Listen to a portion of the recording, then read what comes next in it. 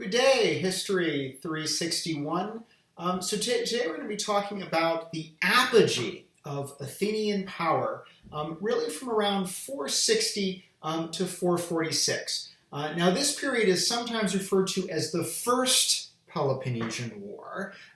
This is a purely modern construct, and in some ways makes sense because this will see hostility between first Athens and Corinth, preeminent city on the Peloponnese, and subsequently there will be active fighting between Athens and Sparta itself. So in some ways this period is a prelude to the Great Peloponnesian War. The Peloponnesian War really defined and described by Thucydides from 431 down to 404 BC. But in many ways, the period that we're talking about today, 460 to 446, we'll see Athens expanding its influence and its hegemony, which starts to raise the concerns, first of Corinth and then of Sparta. And in some ways, this period is kind of a prelude to the Great Peloponnesian War that will break out later. Now, when we left off in our narrative, Athens and Sparta are still allies. Indeed, when there's the great earthquake in the Peloponnese, and this sparks off a rebellion of the Messenian Helots, an Athenian army commanded by Cimon marches into the Peloponnese to provide aid. And this is when a rupture begins. The Spartans don't trust the Athenian hoplites. They believe that they may be carrying revolutionary ideas with them. And while the army is absent, the reforms of Ephialtes are initiated, and indeed when Cimon returns, he is ostracized. So we now have tensions, open tensions between Sparta and Athens, and we have a newly radical democracy. Now, one thing that your textbook points out, and I've already sort of raised this issue for previous examples of Athenian expeditionary aggression, but there is reason to think that there's a link between democracy and aggressive warfare. And now that we have a more radical democracy, we see a more dramatic set of foreign adventures initiated by the Athenian demos. And these will ultimately expand not just into various parts of Greece, but even as far as Egypt. Now, the first two areas that the Athenians look to exert their hegemony is Megara. Megara is the small polis right there on the edge of the isthmus between mainland Greece and the isthmus that leads into the Peloponnese. So for that reason, a very strategic city-state, even if Megara itself is not a particularly powerful city-state. It's a very well-placed city-state. And the Athenians, by probably 459, are sponsoring a democratic government there and are stationing an Athenian garrison, again, at this key strategic location. Now, if there's a city-state that has the most to lose from Megara falling into the Athenian orbit, it's Corinth. Corinth, the most important city-state in the northern Peloponnese. And Corinth is a long-standing ally of Sparta, but is also far enough away that it has its own policy independent of Sparta. And it seems that Corinth is so alarmed by Athenian actions in Megara, the city actually explicitly tells us this, that they initiate open warfare in Athens with a series of violent engagements, although we only know these engagements from the very brief, almost laconic descriptions that Thucydides gives us. And this in some ways is the start of, again, what modern historians have called the First Peloponnesian War. Now, the Athenians don't just look to Megara. They also look to their old rival, Agena, an island off the coast of Agena, which is also its own polis. Agena had actually been the justification that Themistocles had used way back in the 480s to justify building a fleet of warships.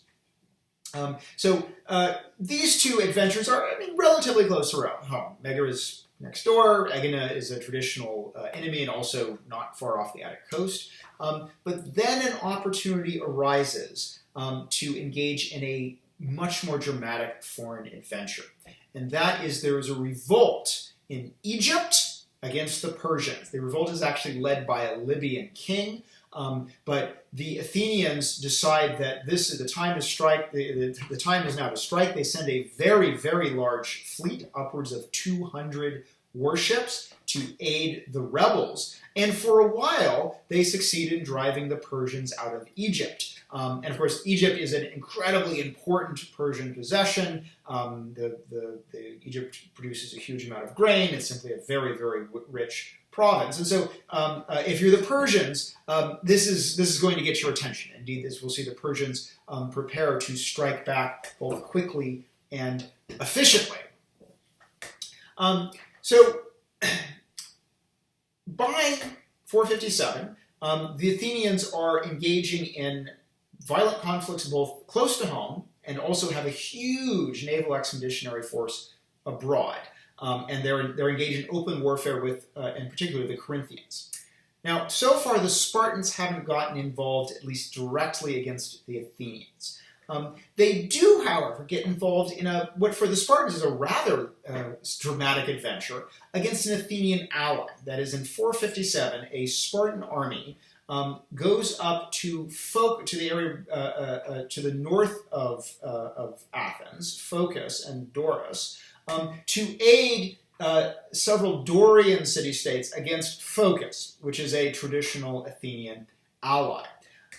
Now, as the Spartan expeditionary force is returning, it marches through Boeotia, and an Athenian army tries to block its passage. And now, the Spartans and the Athenians come to blows. A hoplite battle is fought. We know only from a very brief description in Thucydides. This is the Battle of Tanagra in 457 BC. All we know is heavy casualties and the Spartans win. That is, they succeeded punching through the Athenian blocking position, which is presumably mostly just the line of hoplites, and returning to the Peloponnese with their expedition being moderately successful. So now by 457, we actually have violent conflict between Athens and Sparta, although it kind of peters out, at least for the moment. Indeed, the Spartans basically don't follow up on this engagement. And while we're told there's heavy losses, it doesn't so far start a full-blown war.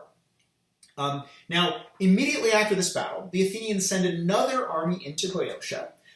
They confront a Boeotian army at the Battle of Oenophyta, also in 457 BC, and they inflict a crushing defeat upon the Boeotians.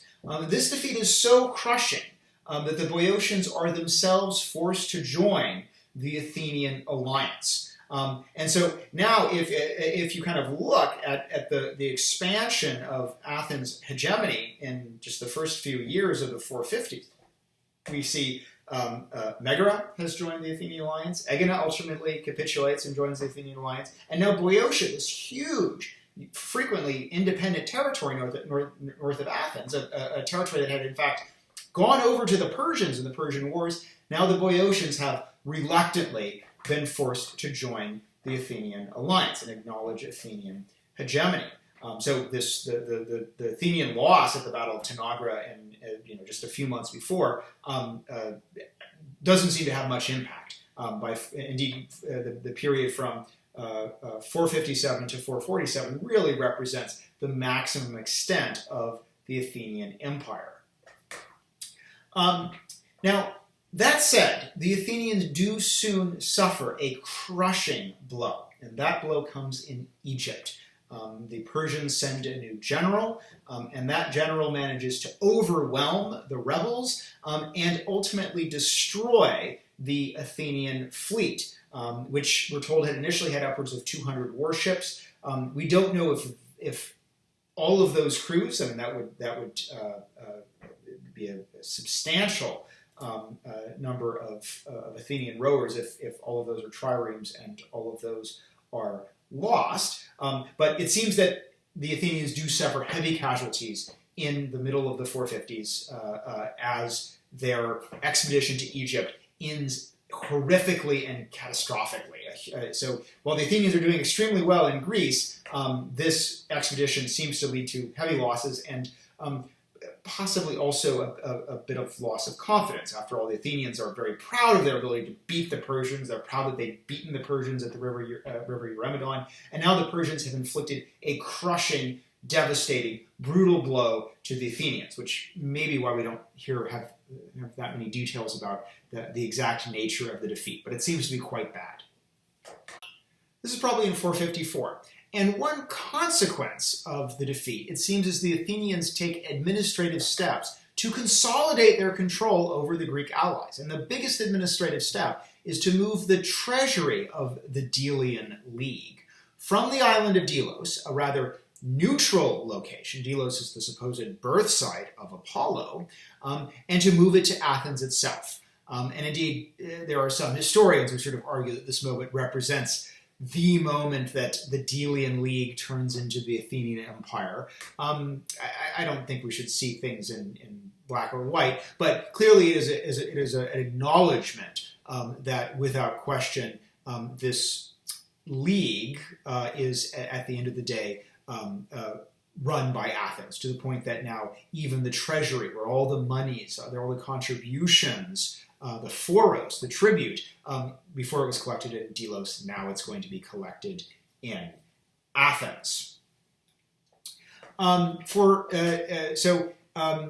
This probably is an attempt to sort of circle the wagons after this major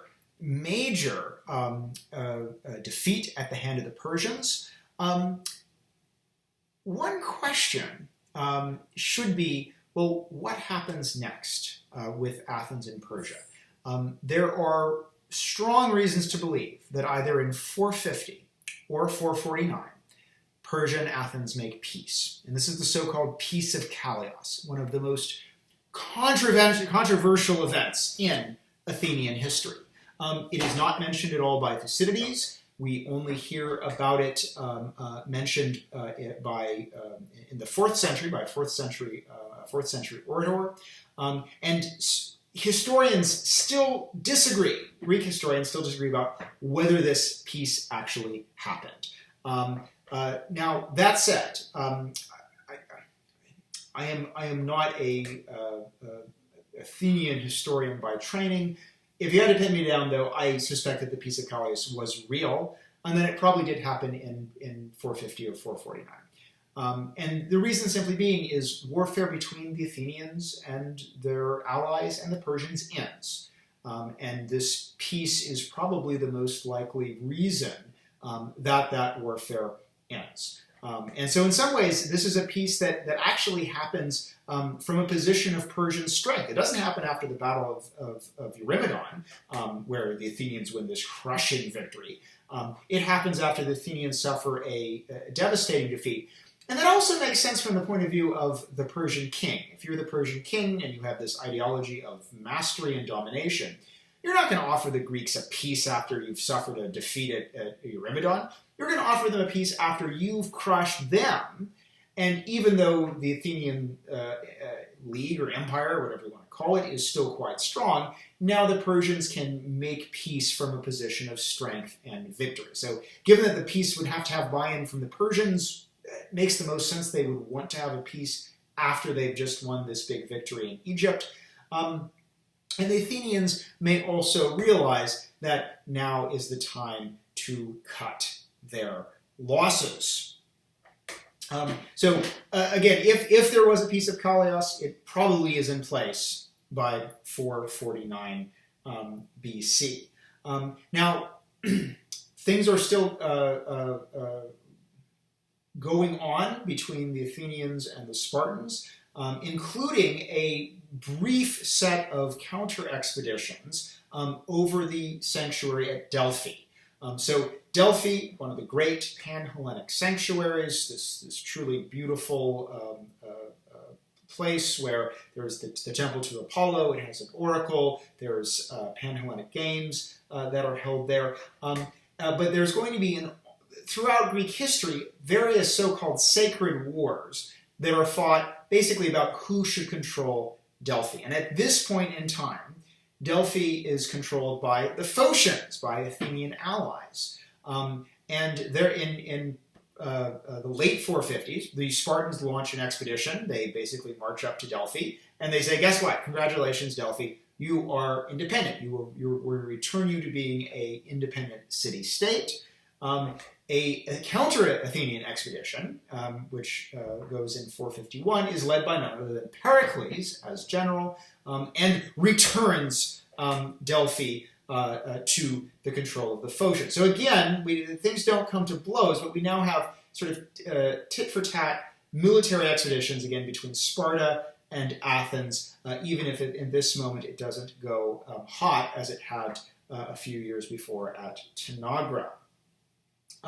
Now, in 447, the Athenians lose a substantial battle in Boeotia. Essentially, the anti-Athenian Boeotian statesmen who have been exiled, a number of them come back. They reorganize Boeotian resistance, and they defeat the Athenians in what seems to be a big pitched battle that we know almost nothing about, the Battle of Coronea in 447 BC. And this battle ends Athenian control over Boeotia, and again represents a moment when the Athenian Empire therefore starts to contract. At this point, the Megarians have also thrown off their allegiance to the Athenians, supposedly after a kind of internal coup is arranged by the Corinthians and their allies. So that's another blow to Athenian power. And in 446, the Spartans actually briefly launch an expedition that briefly enters into Attica and does so in support of Megaran independence. Now, the Spartans don't push any advantage home, although there is internal debate in Sparta about whether their generals should have gone farther. And in 446, the Athenians, who have now suffered a number of significant blows closer to home, make peace with Sparta. And this is going to be the 30 years peace, so it's supposed to last down until 406. As it is, it only lasts, it's supposed to last until 416. As it is, it only lasts 15 years. It's going to expire in 431 when the Athenians go to war with the Spartans, the start of the Peloponnesian War. Nonetheless, from 460 down to 446, we see really, again, the apogee of Athenian power in terms of its ability to control Megara, Agena, Boeotia, its willingness to launch extraordinarily large expeditions into Egypt, and yet it ultimately kind of collapses. In Greece, first Corinth and then Sparta seek to try to cut Athens down to size. Athens is unable to maintain its foothold in Boeotia, and the expedition to Egypt, which would strike an enormous blow against the Persians, ultimately ends in an Athenian catastrophe. So in some ways what we see during this period is this is, again, the golden age of Athens. This is a moment of tremendous Athenian self-confidence, the start of the age of Pericles, and yet after a decade of seeming successes, we see the Athenians actually cut down to size, having been forced to make peace first with the Persians on unfavorable terms and then with the Spartans. Also, this peace with the Persians, and this will be our sort of closing note, creates a bit of a problem for Athens. Athens is collecting tribute from all of its allies still, its foros. And of course, the reason for this tribute was, hey, look, we're fighting a war against the Persians. We need the money so we can field the ships, so we can defend you. This is a kind of mutual self-defense fund. If there is indeed a peace of Callias, if it is indeed in 449, this is actually a huge blow to the basic logic of the Athenian Empire. And yet, Athens is going to continue to collect money, and continue to use that money to aggrandize itself, both at home and abroad. And so in some ways it's going to be from 446 to 431, the 15 years of the 30-year peace that actually hold, that's going to see a growing disillusion amongst Athens' so-called allies, who increasingly come to see themselves as subjects of this tyrant democracy. All right, that's all for now. We'll talk more Wednesday. See you then.